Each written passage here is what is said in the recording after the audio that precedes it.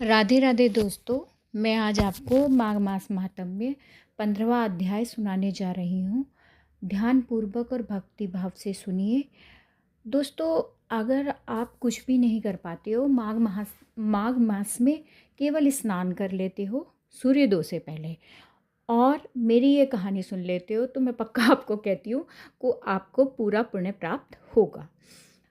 इसीलिए आप 15वां अध्याय ध्यानपूर्वक सुनिए और भक्ति भाव से सुनिए।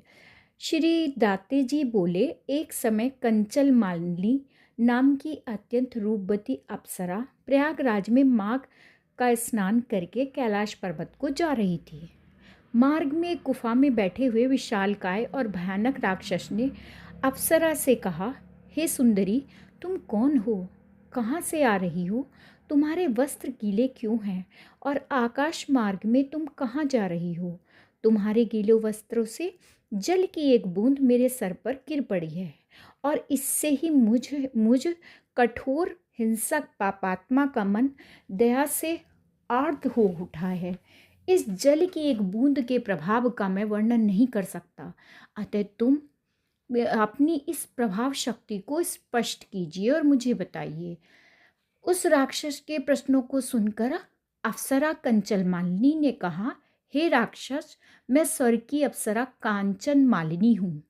इस समय प्रयागराज में स्नान करके कैलाश पर्वत पर जा रही हूँ। मैं पार्वती जी की सखी हूँ। त्रिवेणी जल के प्रभाव से तुम्हारा हिंसक और पापी मन बदला है। अब तुम त्रिवेणी जल के प्रभाव को भक्ति भाव सहित सुनो। हे राक्षस, पूर्व जन्म में मैं कलिंगाधिपति की वेश्या थी। मैं अनित सौंदर्य और लावण्य से संपन्न थी।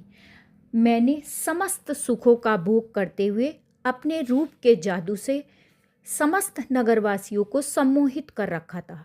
अनेकों प्रतिष्ठित तथा संपन्न व्यक्ति अपना सर्वस्व खोकर मेरे द्वारा निर्धन हो चुके थे। सदैव ही मैं धर्म विमुख बनी रही। एक दिन मैंने सोचा कि सदैव पाप में लिप्त रहने के कारण मुझे तो नारकीय यातना भोगनी ही होगी और मुझे कभी भी आत्मिक सुख नहीं प्राप्त हो सकेगा।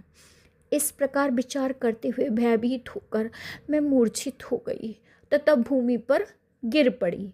जब मुझे पुनः चेतना प्राप्त हुई तो विदग्ध और ज्ञानी राजपुरोहित के समीप गई और हाथ जोड़कर उनसे निवेदन किया, हे वेदशास्त्र मर्मज्ञ के ज्ञानी और धर्मात्मा राजपुरोहित जी, मैं सदैव ही पापाचार में लिप्त रही हूँ। कृपया मेरे उद्धार का मार्ग बतलाइए। मेरी विनय सुनकर राजपुरोहित कृपालु होकर बोले, हे सुमुखी, तेरे समस्त पापों से मैं अवगत हूँ। यद्यपि तेरे उद्धार की तथा मुक्ति की मुझे संभावना नहीं दिखाई देती, फिर भी तुम्हारे पश्चाताप को देखकर मैं एक युक्ति बताता हूँ। तुम प्रयागराज जाकर शीघ्र त्रिवेणी जल में स्नान करो, इससे तुम्हारा उद्धार होगा। इसके अतिरिक्त कोई साधन नहीं है।